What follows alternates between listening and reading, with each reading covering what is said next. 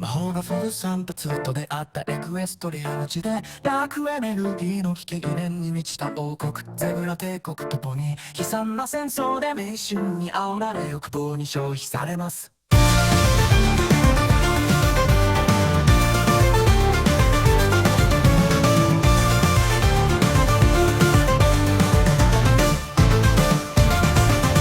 プリンセスらはとても暗い時代に権力を握りトワイライトと友人たちに導かれて後戻りはしません。戦争の残酷な怒りが大地を貪り尽くし、かつて繁栄していたエクエストリアは今では核の荒れ地となっています。魔法とフォーランドが出会ったウェイストランドで全てが失われたように見える時間違いなく希望の物語、暗闇と絶望の中を挑戦する旅にリトルペットの香料とした土地を見よ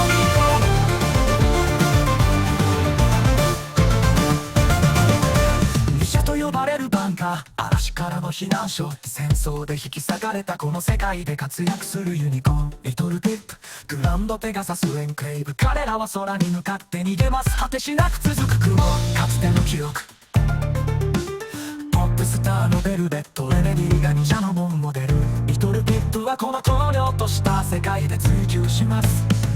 ロックピッキングとハッキング、彼女の芸術を生き延びる。ウェイストランドの危険を乗り越えながら彼女は自分の役割を果たします。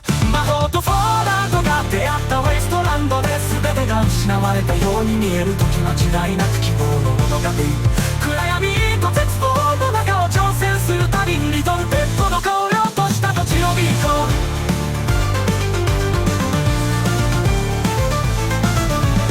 大地に刻まれた過去の傷跡、リトルピップは砂の中を進み続けます。廃墟の世界、それでもまだ夢が咲く。ウェイストランドの心には新しい日が迫っているかもしれない。知らない。戦争の響きは夜のささやきのように、リトルピップ光を放つピーコー。ウェイストランドの陰に希望が舞い上がり始めます。彼らを一緒に再建し、新しい扉を開きます。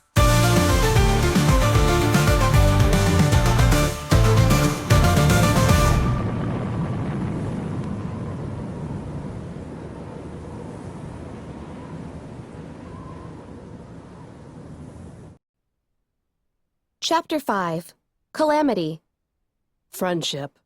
Friendship never changes. Alive! I was still alive! As consciousness came back to me, I found myself laying on a mattress, with blankets tucked about me, feeling warm and rested and more comfortable than I had since before I left Stable 2 3 days ago. At least, I thought it was 3 days. I had no idea how long I had been unconscious. By habit, I lifted up my forehoof to check the date and time on my pit buck. Doing so unsettled the blanket, which proceeded to slide to the floor. Oh, look who's awake! The pretty voice of a mare awfully close to me shocked me into full alertness. Looking up and about, I found myself surrounded by several ponies, only one of which I recognized, and that was the Pegasus who shot me up in the first place. I wondered if I was his prisoner. The voice had come from an equally pretty, white-coated earth pony, whose cotton candy pink mane matched the pink and yellow striped nurse's dress she was wearing. Scanning what I could see of the walls through the small crowd of ponies, I saw a line of 3 medical boxes, all the little pink butterflies perfectly in a row, and a faded pre-war poster apparently advertising jobs and healthcare services. You don't need to be a Steel Ranger to be a hero. Join the Ministry of Peace today, announced the mayor on the poster, barely more than a filly, who wore the exact same dress that I saw brought to life before me. Between the decor and the lack of ropes or chains, I concluded this was a clinic, and I was not a captive. Besides, I was actually feeling quite good. Tired, almost like I needed a good nap. Except I wasn't sleepy, just tired and kind of warm. I sat up, and the room spun. "Take it easy there, partner." The Pegasus whose name I recalled was Calamity, although I was a bit fuzzy on how I had learned that, said, stepping towards me. I scooted back on the mattress. Oh, sure, he looked polite and gentle now, with all these ponies around. but I'd seen him when he was all murder from above, guns blazing death Pegasus. Candy. One of the other ponies, a gray-coated earth pony with black mane and tail, asked as he looked to my nurse. Although to me it sounded like he was calling her Candy, and I felt an oddly cheerful urge to agree. Oh, she'll be perfectly fine. I mixed up the last healing potion she needed and gave it to her less than an hour ago. Mixed? The gray earth pony raised an eyebrow dubiously. Candy smiled. Why, with apple schnapps, of course. I find the medicine always goes down better that way. I couldn't understand why the gray pony face-huffed. I felt perfectly fine now, better than fine, and pleasantly warm. The gray stallion started shooing all my guests away. That made me feel slightly sad, although I really didn't know any of them. I had felt so lonely the last few days, so eager to find civilization. And here it was, but he wasn't letting me keep it. A thought which I realized didn't quite make sense, although I wasn't sure why. Come on out when you're feeling up to it. I know there's some ponies who would like to see you. The gray stallion smiled at me, then looked at the rust-colored straggler. You too, Calamity. Out you go.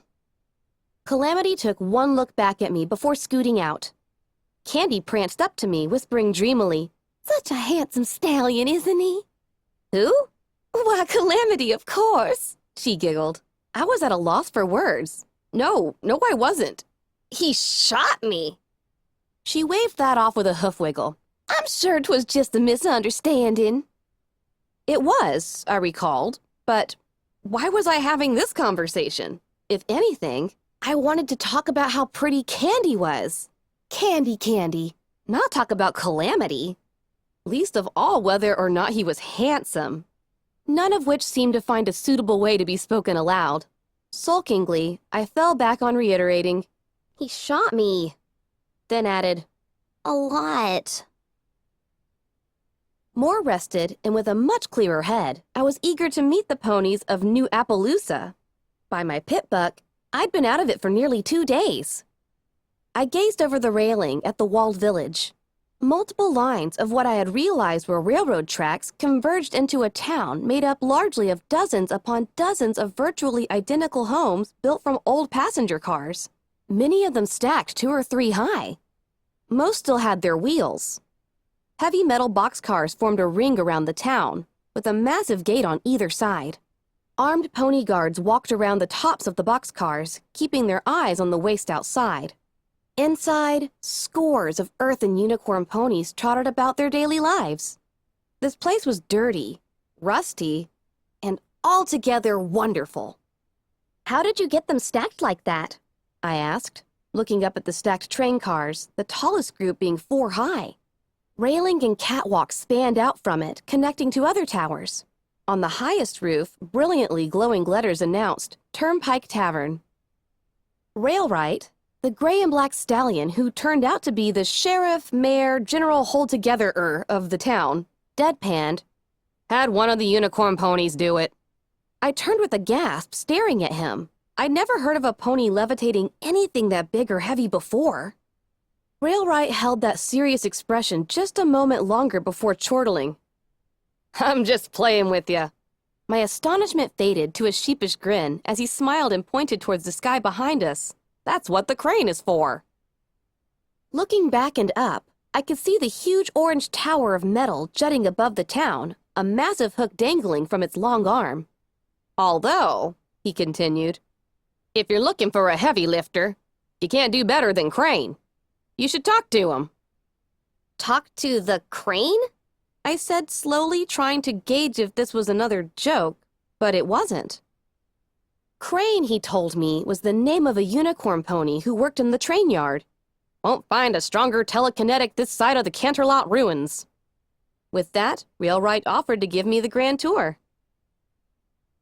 New Appaloosa's general supplies store was called Absolutely Everything. It was the 4th stop on the tour. Railright smiled knowingly as he coaxed me towards the odd-looking building. 3 train cars, each a different type, had been fused together to create the store. One of them was a barrel-shaped car of black metal dominated by a smokestack. This was one of the sources of smoke I had seen from a distance.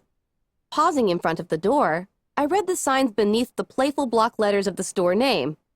Yes, I do deliveries. No hooves, nasty stingers, no service. Ask me about special orders. I won't answer, but I'll get right on it. Wasteland Survival Guide, available now. First copy for every family is free.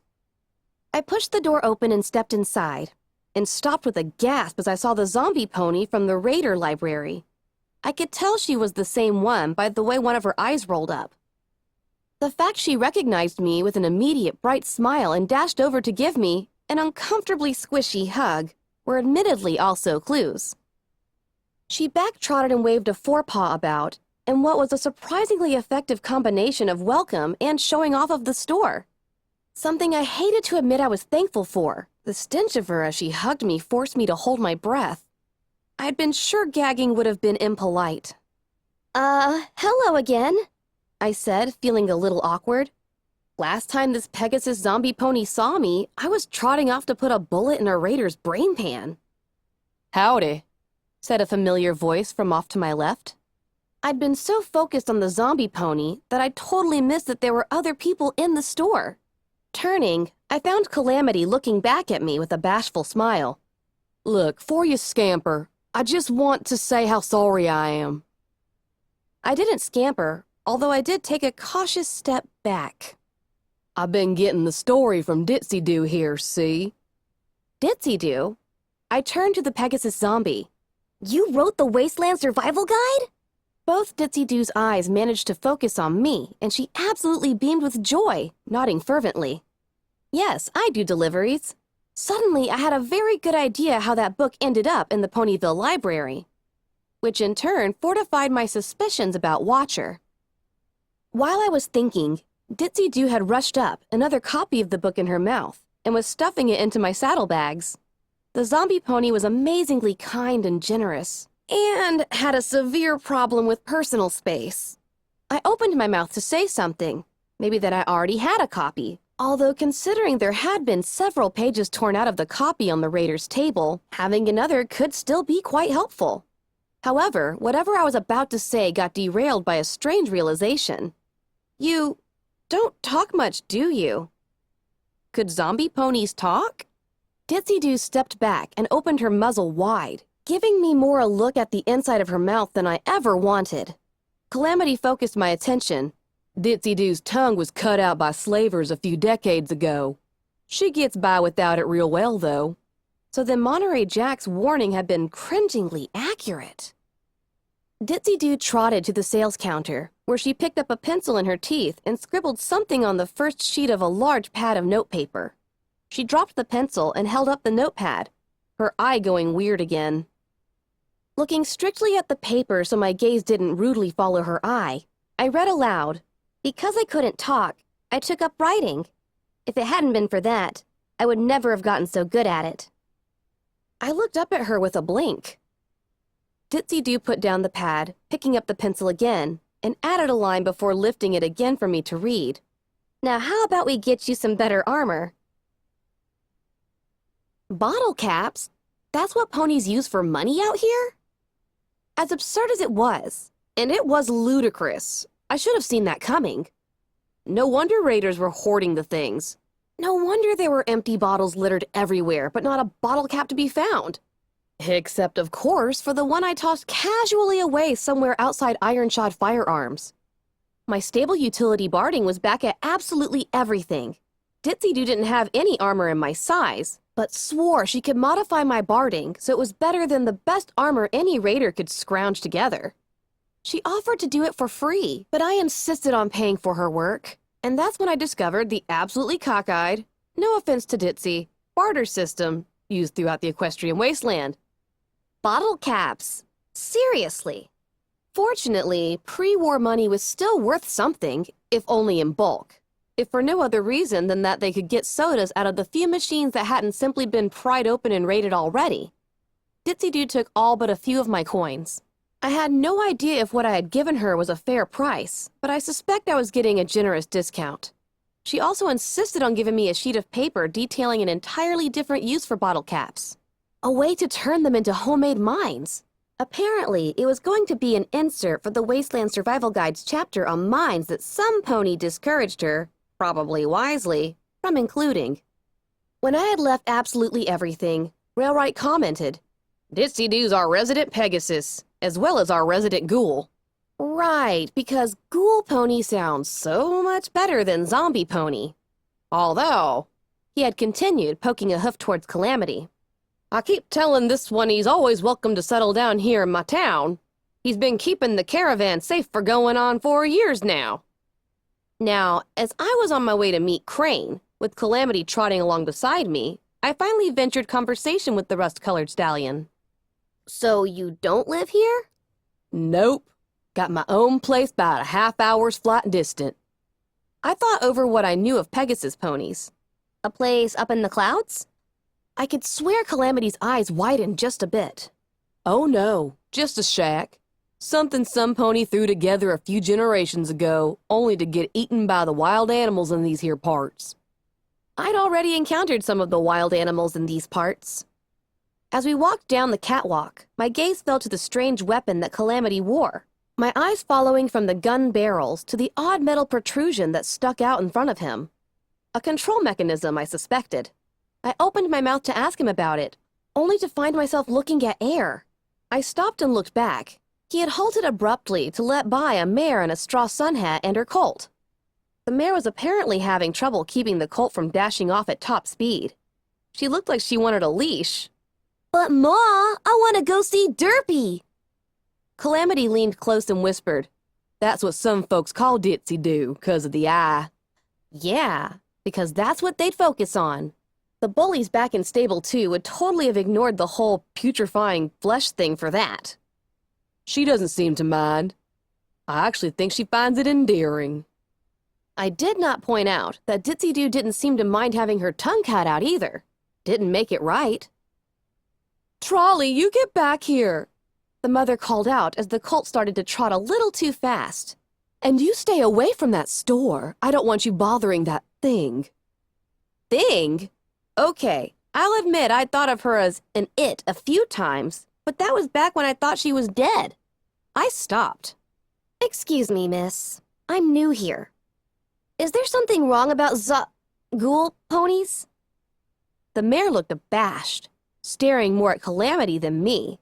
I didn't need to look. I could feel his scowl. "Well, nothing against good old Derpy. I mean, Miss Ditsy Doo. But, well, you know." "Know what?" I persisted, trying not to hint at the shame I was feeling for having balked at her smell or the grossly squishy way her hug felt. "Well..." The mare looked about furtively, then lowered her head, whispering, "You know, they're all like ticking time bombs, right? I mean, you can see what being a ghoul is doing to their outsides. Imagine what it's doing to their brains. They all go mad sooner or later. Dear Ditsy, she lasted a good long time, and she's only a little crazy for it, but someday, I just don't want my boy to hurry that along none, or be there when she does finally turn on us all." With that, the mare drew herself up and pulled Trolley close and hurried off. Away, notably, from absolutely everything. I stood there a long time, stunned. Finally, I asked Calamity, "Is that true?" Calamity sighed deeply, which was not a good sign. Yup. For most of them, anyway. You get into the wrong places, you'll find yourself hunted by whole packs of cannibal ghoul ponies gone zombie. But, and I mean this, that's only most of them. And even they're good pony folk, if a little smelly and strange-looking, until that day. Some, like Ditsy Doo, break the odds and never lose their noodle. I understood the spirit of his words, but the news didn't make me scared of the hairless Pegasus rider. It made me ache for her. Crane was a yellow unicorn pony with an orange and beige striped mane and tail. He wore a bright orange construction hat with a hole in it for his horn. When we found him, he was loading barrels onto the flatbed of a train car. This one actually still on the tracks that ran through the town and connected to several others. "Howdy! Pleased to meet the little mare with the pit buck who saved Sweet Apple and Ditsy Doo. Not to mention Desert Rose, Barrel Cactus, and Turquoise." He stopped to shake my hoof vigorously. Pleased to meet you too, I smiled, feeling a touch wobbly after the hoof shake. Railright told me you're the pony to talk to if I wanted to see some heavy lifting. Crane smiled, then casually lifted 3 barrels at once, putting them in their places on the flatbed. Reckon I am. Then to my shock he asked, what kind of spells you got? Spells? I replied hesitantly. You know. He continued talking while 3 more barrels levitated by, glowing with the same light as shown from his horn. Unicorn ponies generally have a small collection of magical spells, usually related to what he or she is destined to be best at. Except for the ones who are destined to be good at spells, of course, 'cause they get a whole heap of them. Me, for instance, I can make all manner of repairs to the rails and trains just by focusing at them. Crap! Kicking a hoof at the ground, I sighed deeply. Nope, just telekinesis. No spells. I knew it was pathetic. Levitation was basic filly stuff. By the time I got my cutie mark, every other unicorn in Stable 2 had a nice collection of spells. Thank you, Crane, for reminding me that I was probably the most unmagical unicorn ever. Crane's eyes widened in surprise, and he quickly changed the subject. Now I've got lots of work to do, but I tell you what, if y'all would do me a favor, I'll return it by teaching you everything I know about heavy lifting. Sounded great to me. What's the favor? Fetch him a soda? Maybe some lunch? Help tie down barrels on the flatbed? We've been having a small bit of trouble with the things that been crawling up out of that old stable west over there. From what I hear, y'all are might brave and no slouch with slinging a firearm. Just get down to the stable and close the door.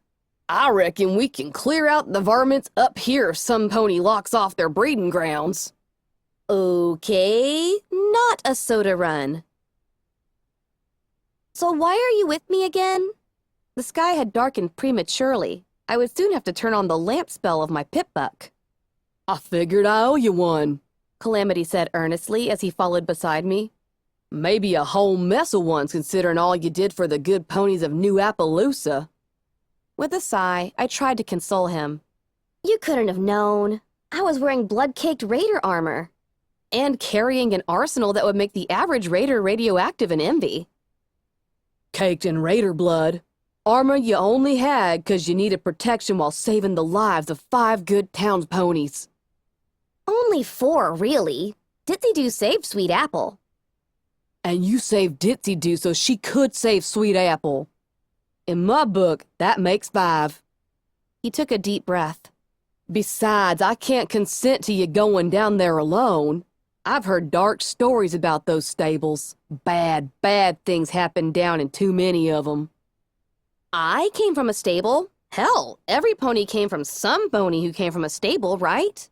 I can see why an empty one would be an inviting nesting ground, but it's not like the stables are cursed or sinister. Calamity mulled that over. I suppose you're right about that, all except the few like Ditzy-Doo who somehow survived the apocalypse on the surface, or are descended from folk who did. I halted my trot so abruptly I nearly fell over. My surviving canteen, refilled, swung out and back, smacking me in the chest. Ditzy-Doo survived the war? She's that old? Yep. Ghoul ponies don't age like normal pony folk do. The idea of a pony who had actually been around way back then, who knew what actually happened, blew my mind away. What's her story? Calamity snorted a laugh. So long I couldn't even guess at most of it. I do know she was flying outside Cloudsdale when the first megaspell hit it. She was caught at the very edge of the magical energies that wiped the entire city out of existence. Been a ghoul ever since. I nodded, continuing on in solemn silence. The image of an entire city in the clouds filled with Pegasus ponies playing out in my head. There 1 minute, and then just nothing.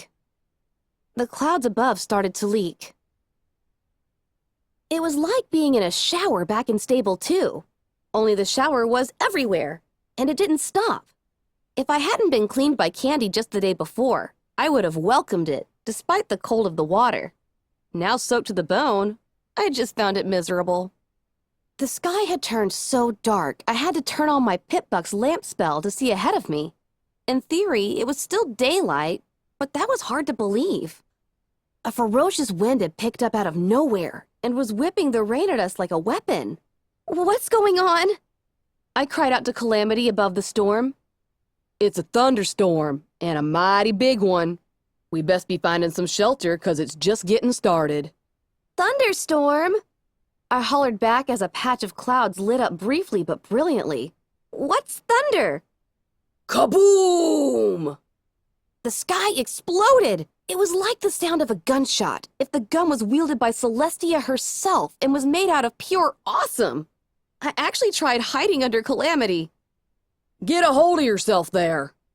Timidly and a little bashfully, I backed up and got to my hooves.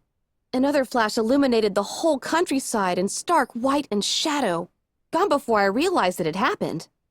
Another mighty boom tore at the sky, following close behind the flash. Calamity had to put his forehooves on me to stop me from trying again. If y'all are that scared of the thunder, wait till y'all actually see the lightning, he chuckled. Now let's get to moving so's we can find some shelter. Each flash of light in the clouds was followed by a terrifying crack or a mighty boom. A little later, I did indeed see the lightning. I'd been envisioning lightning bolts like those blasts of electricity the brainbots had been shooting at me. This was nothing like that. This was a white tear through the sky, like the universe itself had been slashed open. It lasted an eye blink, but I still saw its afterimage floating in front of my face for several minutes later. I also saw some pony, or thought I did, in the far distance on a hilltop briefly illuminated by the lightning. I couldn't tell if it was a unicorn or a Pegasus. At first, I thought it was both. But the vision was gone before I could be sure I had seen anything at all. We galloped, the ground beneath us increasingly muddy and treacherous, until we were forced to stop by a raging, frothy river. The muddy, rushing water was tearing away at the banks on each side. I could see the black shapes of uprooted dead trees as they were carried away. Just beyond the other side rose a cliff face. Water was pouring down the cracks of the cliff in 100 rivulets, each feeding into the river at the bottom. Across from us, just a little way up the cliff, was the dark mouth of a cave, the path up to it already washed away. I stood there staring helplessly, trying to figure out how we were going to get across. Then I felt myself being lifted into the air as Calamity flew us over the river and set me down in the mouth of the cave, feeling stupid. I stepped further in, shining the lamp of my pit-buck into the cave. The path continued up about a yard, then took a steep decline with frightfully old metal stairs, rusted nearly black, leading to a concrete landing. Once at the landing, the rough walls were replaced by stonework. At the end, a very familiar-looking steel door hung open on its hinge arm. The number 24 was emblazoned on the center of the door. Beyond lay a rusted, ruined doppelganger of the place I had once believed would forever be my home. Calamity rushed past me. Don't just stand there gawking. Help me get this door shut before that darned river spills its banks completely and floods this hole. He was trying to push the door physically. I looked down, noticing for the first time that the floor of the cave was already a puddle 2 inches deep and growing. Moved to action, I rushed to the controls. I paused long enough to check the bolting mechanism, which was actually entirely missing, and making sure I'd be able to open it again. Satisfied I could, I tried to push up the lever. It didn't want to go. Focusing, my horn glowing brightly, I added my telekinetic strength to that of my hooves. With a loud grinding sound, the lever moved. With a wheeze, the lever arm moved, and the door to stable 24 slammed shut, groaning in protest. You realize we just shut ourselves into the evil, scary stable of spookiness, right? I teased my self-invited companion as he stared about the place in wonder. I'm trusting you're right about what you said earlier. Reckon if any pony knows better, 'twould be you. He shot me a nervous smile. Besides, he added, flapping his wings, not like these are gonna do me any good down here one way or the other. My eyes caught the harness Calamity wore. The Pegasus had twin, long-range rifles, one strapped to each side of his body right under his wings, built into a saddle mechanism. Thin metal reins reached out in front of him, ending in a bit that hovered a few inches below his mouth. By biting on it, the sibling barrels would fire at once. The saddle was designed to reload on command, possibly triggered by pulling on the bit or biting differently. I couldn't tell. Hey, Calamity, I've been meaning to ask you, what is that? I pointed a hoof at the contraption. What? He turned, looking around, spinning in place. I couldn't suppress a laugh. He stopped, looking at me, then back behind him again once more before. What, you mean my battle saddle? I nodded. Fine piece of work, ain't it? I designed it myself. He reared up, showing it off proudly. Then at my expression asked, You mean to tell me you ain't never seen a battle saddle before? I shook my head. Well, ain't that a thing? He strutted about. There's basically two types of firearms, loosely speaking. There's the small ones that a pony can stick in his mouth or levitate round if he's a unicorn. Then there's the battle saddles, for all the firearms that are just too big and heavy and have too much kick to be wielded without support. I've seen all kinds of weapons built into battle saddles. Machine guns, rocket launchers. Rocket launchers? My tail drooped and ears fell back at the thought. Yup, even magical energy weapons. He paused, though those are damn scarce, so you're not likely to ever see one of them yourself. I filed that away for future reference. After checking my pip buck for radiation or similar dangers, and the EFS for any glows of hostility, I took a long gulp from my canteen and began plotting our course. I was confident from my lifetime in a stable that I could navigate this one with no problems. If the layout was the same, the door to the right in the next room should lead to stairs headed downward. That would be the cafeteria, living quarters, school, and clinic. To the left, a corridor leading deeper into maintenance, including the ever-familiar pit buck technician maintenance stall. Without a second thought, I decided we would go right first. Calamity, meanwhile, had scouted all the immediately adjacent rooms. He came back with a mildly surprised look. They got a box of dynamite in the storage room over yonder. Okay, that was a bit surprising. I felt my ears stick up. You weren't going to find that in Stable 2. What was in it? Dynamite, I reckon, Calamity said mock scholarly. In truth, I don't know for sure. It was locked, and I wasn't about to go shaking it like a birthday present to try and figure it out, on the chance it might be full of, dynamite. I followed the rust-colored Pegasus back to the storage room to check it out. But after 3 tries and the loss of 2 more bobby pins, which I was beginning to run alarmingly low on, I had to admit the lock was beyond even my self-proclaimed expertise. Instead, I suggested we move on along the path I originally planned. The door to the living quarters slid open with a reassuring hiss. The lights gave off a familiar whine. Those that still worked. Already, Stable 24 was making me horribly homesick. Worse, the dull ache in my heart mixed with disconcerting sense of wrongness. Seeing this place in rust and ruins was unpleasant in a way that I couldn't describe. It was like walking through my own personalized version of the post-apocalypse. I was finding doors that wouldn't open. The floor was strewn with tin cans and litter. The generators, uncared for, were making an odd rhythmic churring. And from deeper within came chugging, banging, and hissing sounds that had no place in a stable at all. This was a demoralizing, eerie, spook house version of Stable 2. I turned to look back at Calamity and caught him picking bottle caps up off the floor. I bit my lip, bracing against a wave of emotion that shrieked he was desecrating the place. Looting and scavenging was survival out in the equestrian wasteland, and logically that applied to in here too. But even more than stripping goods off fresh corpses, this felt like grave robbing. Unholy. My feelings scattered as, overhead, a burst of thunder hit so close to the cave that we could hear it inside the stable. My heart thumped in my chest. What the hell? I stammered, waving my forehooves to indicate the sky outside. I told you. Thunderstorm. That isn't like any storm I've read about in my textbooks, I countered. Calamity looked at me with a softly mocking expression. Weather ain't like it used to be. The sun and moon ain't guided through the sky by ponies anymore. We Pegasus— The goddess Celestia and Luna move the sun and the moon through the sky each and every day. I shot back, scandalized. How could he even say that? That was like blasphemy. Oh, yeah. He rolled his eyes at me. Rolled his eyes. From their place in pony heaven. Right. I bristled.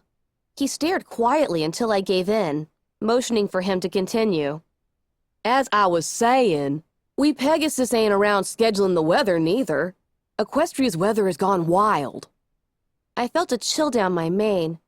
Through the metal walls in the mountain, we felt the percussion of the storm.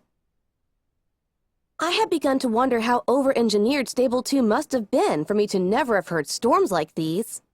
Obviously, it was designed to stay closed longer, which I was figuring probably accounted for other architectural differences I had started to notice. Huh, I thought aloud. There's only one section of bathrooms. At least only one in the living quarters section of the stable. Back in Stable 2, there were two. One for mares and one for stallions. The floor outside was wet, and I could hear a roar of gurgling, splashing sounds from behind the bathroom door. Also unlike Stable 2, Stable 24 was connected to the aquifer, its water supply merely purified with antitoxin and anti-radiation spells. With the downpour outside, every sink and toilet was backing up. The same went for the water fountains. The one between the school and the living quarters was spraying brown water. The horrible noises were coming from the pipes and plumbing rather than unnatural monsters. I stopped dead as a red spot flashed up on the compass of my EFS. Somewhere, just ahead of us, was surely one of the creatures Crane had talked about. Not, I realized, that either of us had bothered to get a description. So, any idea exactly what sort of varmints we're supposed to be looking for down here? I whispered as we both crouched down, moving as stealthily as possible. While bathrooms weren't segregated, sleeping areas were, the main floor for stallions and the lower one for mares. That too was different than Stable 2, where the quarters were geared towards families. My EFS felt annoyingly limited, unable to tell me which level the creature was on, just that it was almost dead ahead now. I levitated out little Macintosh, ready as I could be. Actually, no, Calamity whispered back. And as I recall, we ain't supposed to be looking for him. We're supposed to just close the door. As I recall, I retorted, maybe a slight bit less quietly than I should have. I'm supposed to be closing the door. You aren't supposed to be anywhere. I couldn't deny that he had a point. In fact, if trapped inside a creature's lair, poking around was probably the dumbest thing a pony could possibly do. On the other hoof, this was another stable. My curiosity and sense of connection wouldn't allow me to leave it unexplored. And if I was trapped in here for a few hours, well, no time like the present. Calamity shook his head, but followed all the same. We moved a few steps closer, and the red dot winked out. I turned quickly, trying to see if it had somehow gotten behind us, but there was nothing. Either the creature had evaporated, or we were right on top of it, one floor up. We crouched there, keeping still and quiet. After a moment, the red spot appeared again, once more right in front of us. And a few seconds later, it vanished once more. This time, apparently, for good. Aside from age and deterioration, the school in Stable 24 looked exactly like the one back home. Students' tables all in nice little rows, a sharing area with toys, the teacher's desk, with a terminal, pencils, and even a long rotted apple. The only real difference was a large glass tank which could have once been an aquarium. Even with rusted walls, this felt like home. It should have been comforting. Instead, it was unpleasantly weird, and it was putting me on edge. The constant banging and screaming of the pipes was adding to my discomfort and giving me a mild headache for good measure. Worst of all, we had encountered 3 more ghosts. Hostile entities that appeared on my eyes forward sparkle, but nowhere else. A matter not at all helped by the fact Calamity had no pit book of his own, so he couldn't tell what I was reacting to. I was beginning to worry that my eyes forward sparkle, or even my pit buck itself, had been damaged or warped by exposure to the equestrian wasteland. Unlikely, I reassured myself, remembering that they were made to withstand much worse than this. What was more likely, and less comforting, was that the creatures down here had magic of their own. You ever heard of any pony named Prince Celeste? What? I trotted over, brow furrowing. Let me see that. I said, snatching the book from the desk in front of him with a glow of telekinesis. I read a few sentences, then slammed the book shut to look at the cover.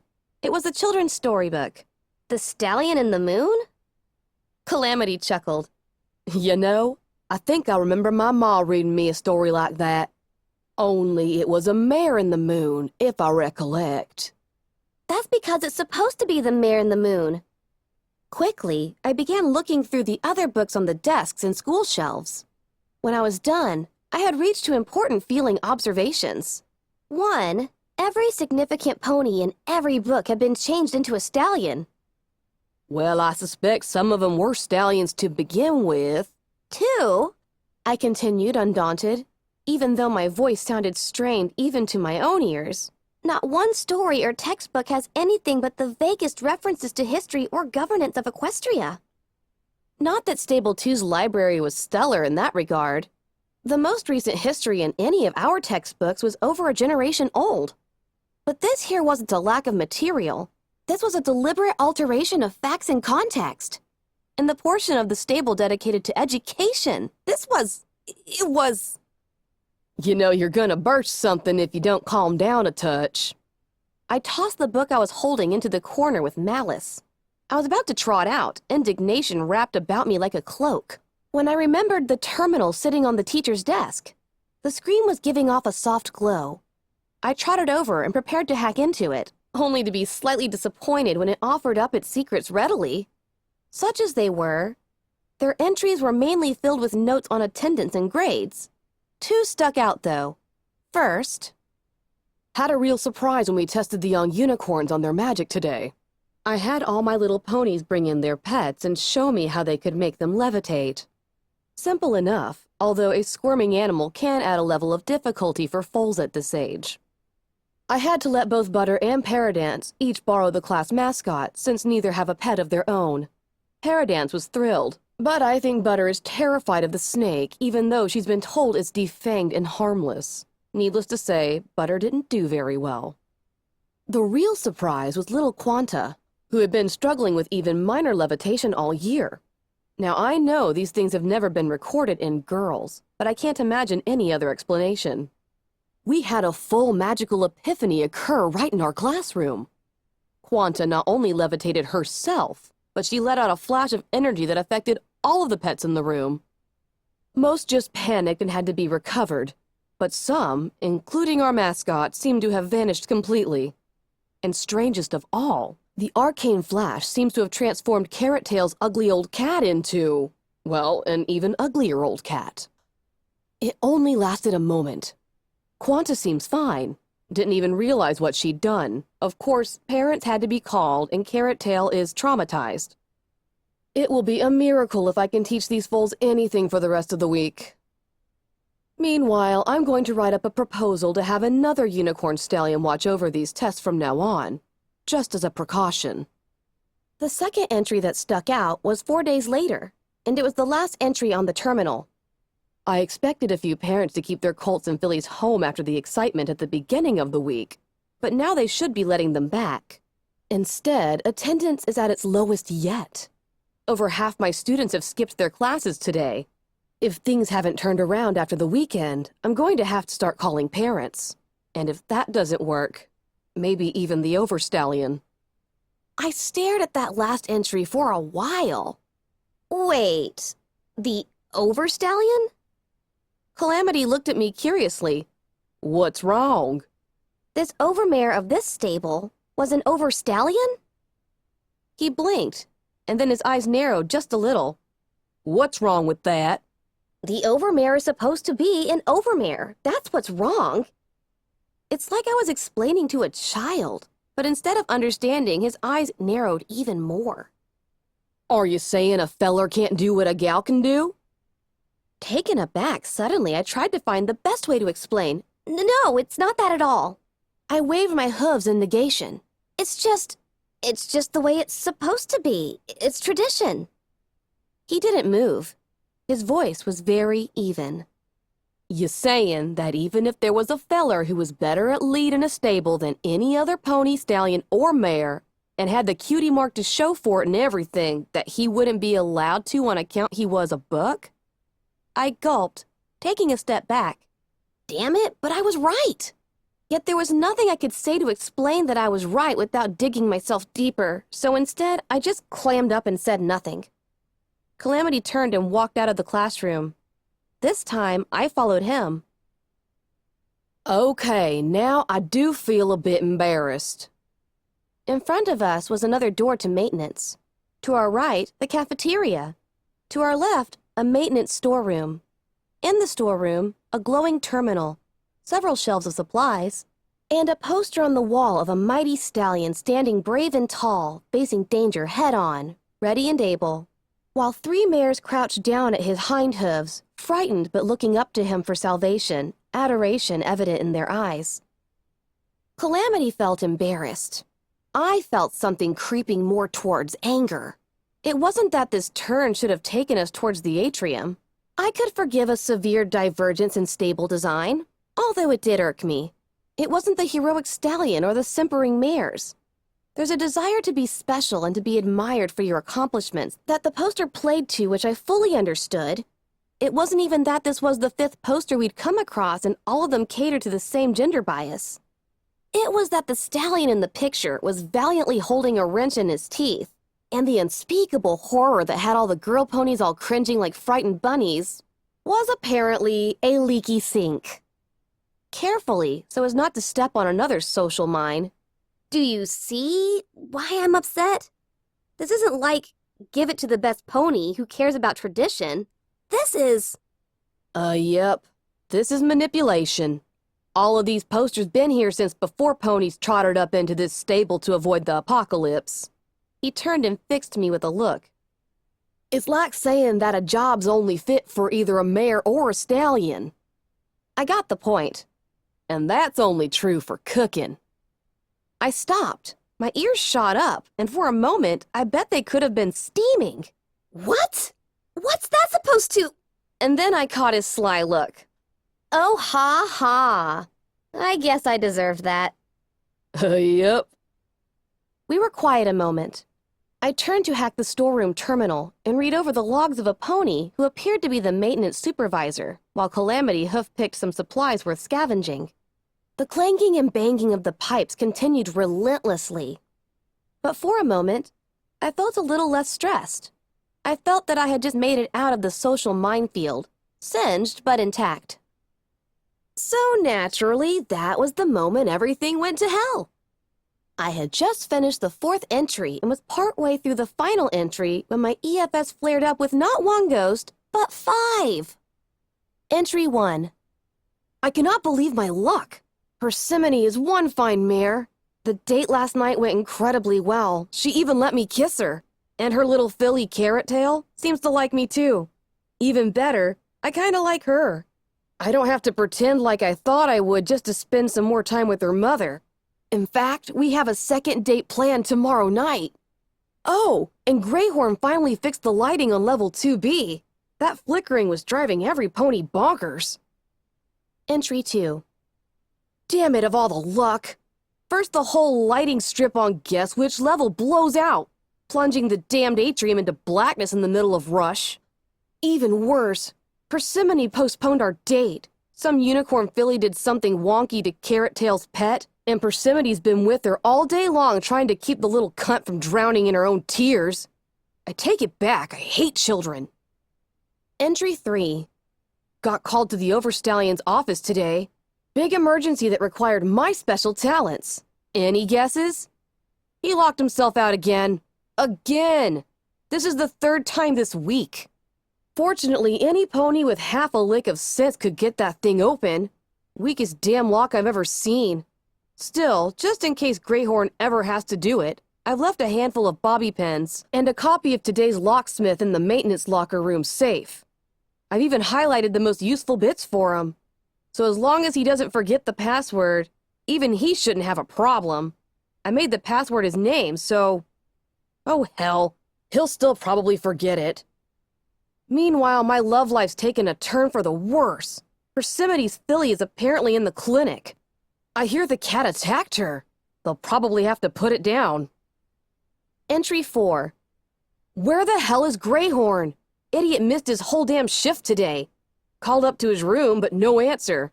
God damn it, I gotta do everything around here myself. Oh, I replaced the entire lighting assembly up on 2B, and guess what? We're still having problems. I swear to God the ponies who built this whole place must have been cutting corners. Probably cheated stable tech out of fat loads of money. I hope their asses melted when the mega spells hit. Entry 5. Still no Greyhorn. Talked with some others, and they haven't seen him either. Suggested I check medical. Would be just like him to find some way to fall and impale himself on his own horn. Damn it, there's that scratching sound again. Something's managed to get into the ventilation system. I've removed several of the covers on this floor. Hopefully whatever it is will fall out and I won't have to send some cult crawling in after it. Did I mention how much I hate children? Double damn it! I just spotted the thing staring down at me.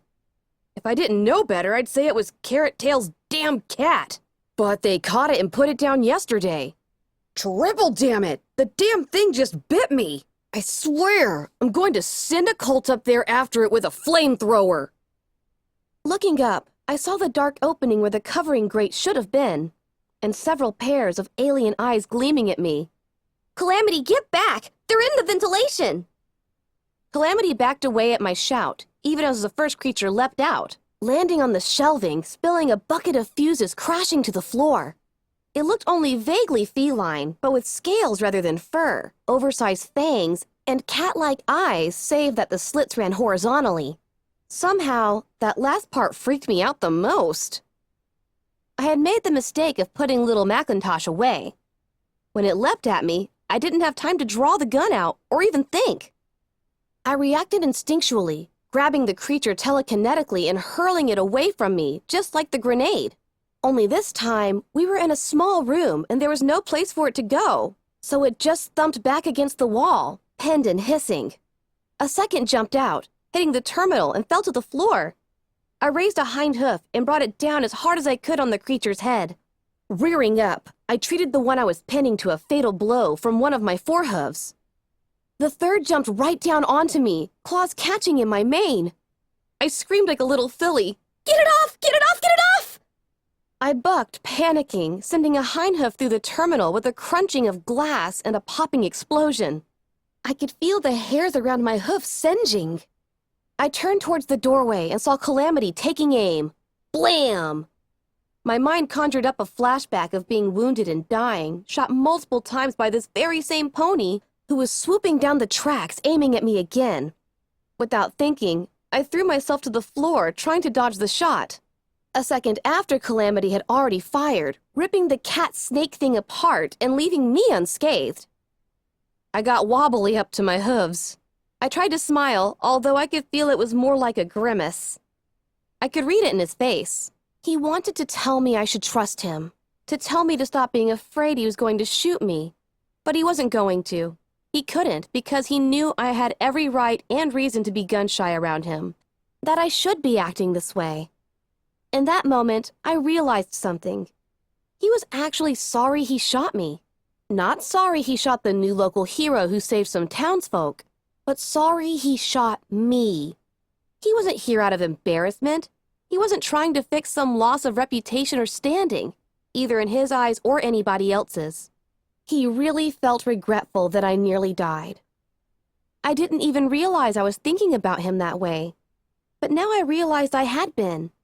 Damn it, now I felt like I should apologize to him. He turned away, looking up at the ceiling. I'll figure the sound of the shot scared him off. For now, I agreed. I had my revelation, but I couldn't tell him. He'd just deny it, and then there'd be awkwardness.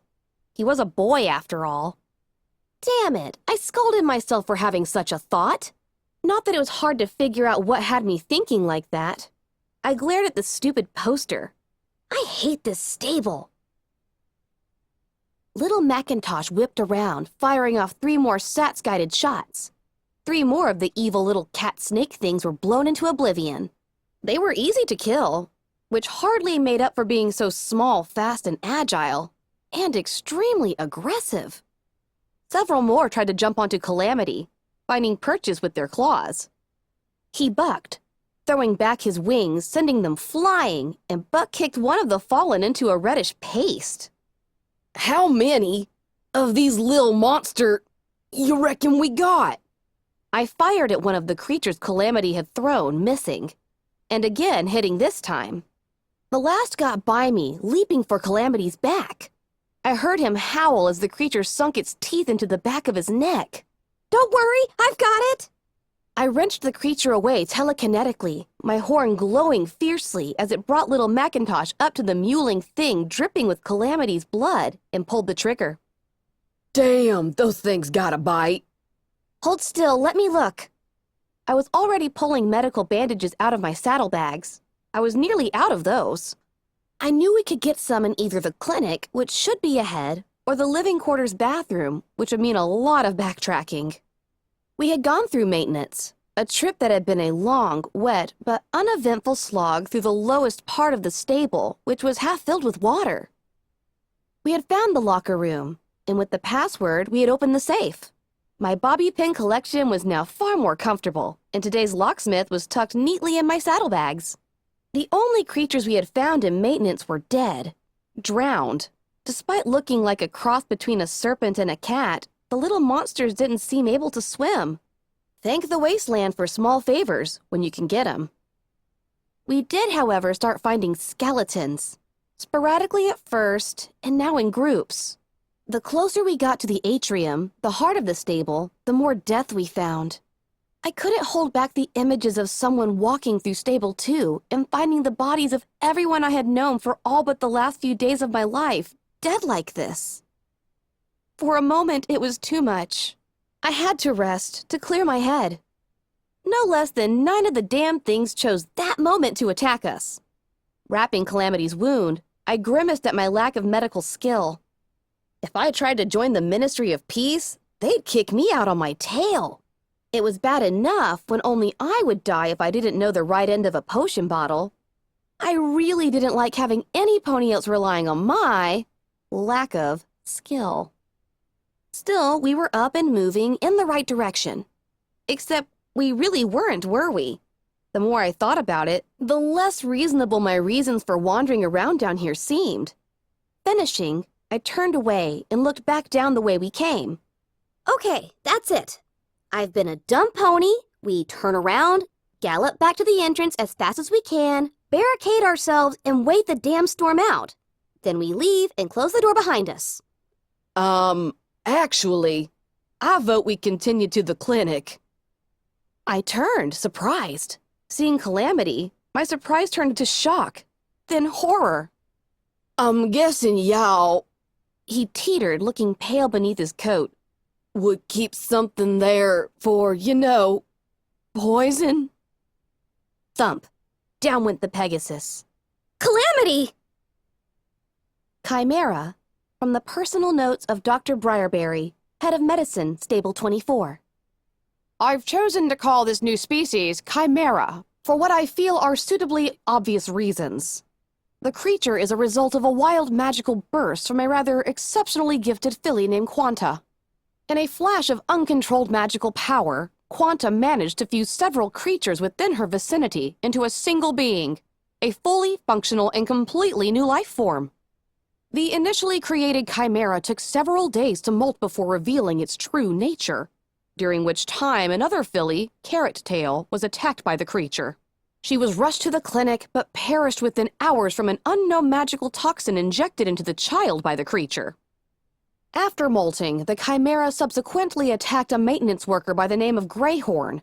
This time, both the chimera and its victim were fully mature. Based on the case of Carrot Tail, we treated Greyhorn with anti-venom spells and potions, but to no avail. Greyhorn lasted 3 times as long as Carrot Tail, and was in extreme agony for most of that period. It was only after Greyhorn's death that we learned the key component of the chimera's makeup. As you will be able to see from the images I am having attached to this document, the feline and serpentine elements of the fusion are quite obvious. See images C1 and C2. What we initially didn't realize, couldn't have suspected, is that there had been some manner of insect in the classroom when Ro cast her spell. And that, too, was infused into the creature on a deeply inherent level. You see, the fangs of the chimera aren't so much like the fangs of a rattlesnake, but more akin to an insect's ovipositor. The behavior of this species is extremely aggressive, attacking any suitable host within which it can inject its eggs. Over the course of a single day, those eggs will mature within the host, after which a litter of new baby chimera will dig their way out of the infected pony, ultimately killing the host if the pony is not already dead. In the case of Greyhorn, 5 new chimera erupted from his body less than an hour after he was pronounced dead. See image C3. You can imagine the look on my assistant's face, but you don't have to. See image C4. Fortunately, from the case of Greyhorn and the baby chimera specimens he provided us with, we have been able to devise and conjure an anti-chimera potion. Unfortunately, some of the herbs required were in tragically short supply, so there is a high probability that we will not have sufficient quantities for everyone. The Overstallion is keeping 1 bottle locked away in his office, along with the recipe. Meanwhile, I am storing the rest in the medical refrigerator here in the clinic, while I wait for the Overstallion's decision on how to implement dispersal. Oh, Celestia, have mercy! By the time I was done reading, horror turned me numb. Slowly, I got up from Dr. Briarberry's terminal and stared about the clinic. There were pony skeletons everywhere. Dozens of them surged toward the open door of the medical fridge. Others were entangled around each other. A new species, extremely hostile, which renders its victims immobile with a single bite and then tortures them to death from the inside over most of a day? And in doing so can quintuple its number? I swiftly realized the only thing that kept the chimera from overrunning the equestrian wasteland was that river, and the fact that these chimera can't swim. Thank the wasteland for huge favors. If we survived this, I was going to have a little talk with Crane about his definition of a small bit of trouble. Understatement was not a virtue in the equestrian wasteland. I looked at the bed Calamity was resting on, looking even weaker than before. Oh, goddess. I couldn't tell him this. Let him think he's poisoned. It's so much better than this. Pointlessly, I stepped over and swung back the door of the fridge, already knowing I would find nothing inside. Okay, one last shot. I walked to the clinic window and looked out into the atrium. The room was dark. Every light in it had failed. The only illumination came from the couple still functional lights of the clinic and the stuttering, flickering light from the circular window in the Overstallion's office above.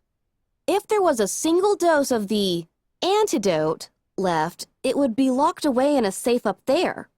The only way to get it was through the atrium. The atrium was teeming with chimera.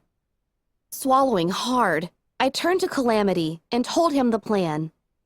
After staring at me for a long time, Calamity finally said, "That's insane." I focused, my horn beginning to glow, and slipped open my saddle pack. I'll be okay. No, you won't. That's suicide, and y'all be killing both of us. I looked at him sternly. Let me guess, you're thinking you should do it yourself, seeing as you're already poisoned. Never mind that you can't even stand up without help, and barely with it. The rust-colored Pegasus managed to look cross. Then get yourself out of here. At least one of us will survive this crazy stable. Now I got to play cross. I'm not leaving my friend behind. I reloaded little Macintosh. Calamity coughed. He looked at me with genuine astonishment. Friend? But I shot you. I rolled my eyes at him and nodded. Yes, you did. And I'm planning to needle you about that for the rest of your life. And I'm sure not going to get my blood's worth if you die today. Don't be a stubborn fool, Lil Pip. There's no way in tarnation you can possibly... Levitating the stealth buck up for Calamity to see, I smiled with a whole lot more confidence than I felt. I do have this. It was, without question, the most harrowing 2 hours of my life. Inching my way through darkness surrounded by lethal predators. They couldn't see me, but in the darkness, It was only by my EFS and targeting spell that I was able to keep from stepping on or brushing against one of them. It was a minefield, and as I crossed, I realized just how calling my own stupidity a social minefield did flippant injustice to an actual minefield, and anyone who had ever been caught in one. This was a minefield, and all the mines were alive and moving. One wrong move, and it wasn't just I who would die for it. But I did make it, and for once the wasteland was pouring out the favors. The Overstallion's door was as easy to pick as advertised. From the skeleton, I guessed the Overstallion locked himself in, and I feared he had consumed the anti-chimera potion. But within his locked safe, I found both it and the recipe, as well as an old recording. My guess was that it was his last words. If it had been stable 2, and I had been the Overmare watching everyone die because of some magical accident, I suspect I might have done the same. I took all 3 items. I figured I should, considering what I was going to do next. Even after drinking the remedy, Calamity was going to take some time to recover. There was no way to know how long. Lifting both the Pegasus and Little Macintosh, I followed my path back, all too aware that the damn Chimera were using the ventilation and that even cleared areas were not to be trusted. I made it all the way back to the storage room near the main door. Sitting down with today's locksmith, I went through, finding all the tips I could in a short amount of time. The highlighting really helped. Outside, thunder shook the mountain reassuringly. I looked up and thanked Celestia for the storm. The tips from the book proved useful. With a bit of effort, and only one bobby pin, I was able to get the box marked dynamite. Inside, there was indeed dynamite. I removed each stick gingerly, then placed a curled-up Calamity into the box, closing it. Should a Chimera come for him while I was busy, I didn't want it to be able to get at him. For the next few hours, I ran back through the entirety of Stable 24. Everything but the atrium. I opened each door that could be opened, and then blocked it with a trash can or a tipped-over filing cabinet or anything else that would keep the door from closing. As for the atrium, after looting the clinic for medical supplies, I left a stick of burning dynamite on the windowsill of the clinic and ran. The rest of the dynamite was to blow the cave opening enough to bring the river pouring in. By the time I was ready to set that off, Calamity had gotten up and wondered why he was packaged as high explosive. His eyes got wider and wider as I explained what I was doing. Damn! That was all. We'd been down in Stable 24 for most of the night. It was dawn by the time we returned to New Appaloosa, at least in theory. The storm had stopped pounding the crap out of the wasteland and was now content to just rain on us. Candy was kind enough to let me crash on an unused bed in her clinic. More than fair payment for giving her the anti-chimera cure. One copy of it, that is. It was still raining after I woke up, later in the afternoon. And it was late evening before Calamity had woken up and trotted out to join me. By then, I had finally been making some progress under Crane's tutelage. I was panting, sweating heavily, as we stopped for a Sparkle Cola break. I say we're even, I told Calamity, as Crane floated an ice-cold Sparkle Cola over to each of us. I don't understand. If we'd just stayed put at the door, you would have never been bitten. If we'd stayed at the door, you never would have got the antidote. If we'd stayed put, you would never have needed it. Aha! But some pony else might. Crane said they've been having trouble with the critters, so obviously some of them have been getting out. Crap, I'd forgotten all about that. Still, with luck and with their nest destroyed, it wasn't your stable, you know. Calamity's voice had taken a solemn quality. I looked at my new friend. What? I know you grew up in a stable, but it wasn't that stable. Of course it wasn't. I knew that, but I still wasn't sure what Calamity was getting at. It's just, you seem to be taking what we found down there, I don't know, personally. He looked at me earnestly. I just wanted to remind you is all.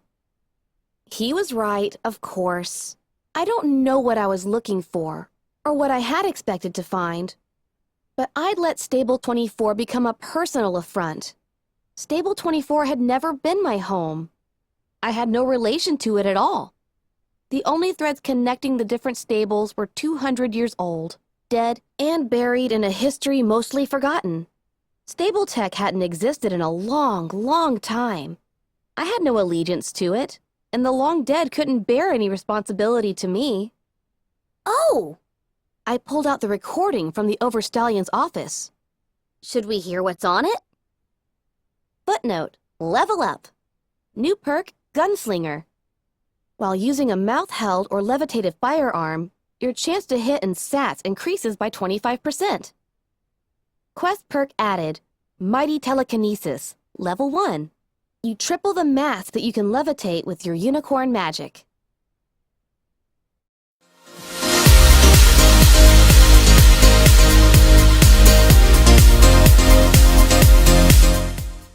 That's all, Zipsters! Like and subscribe.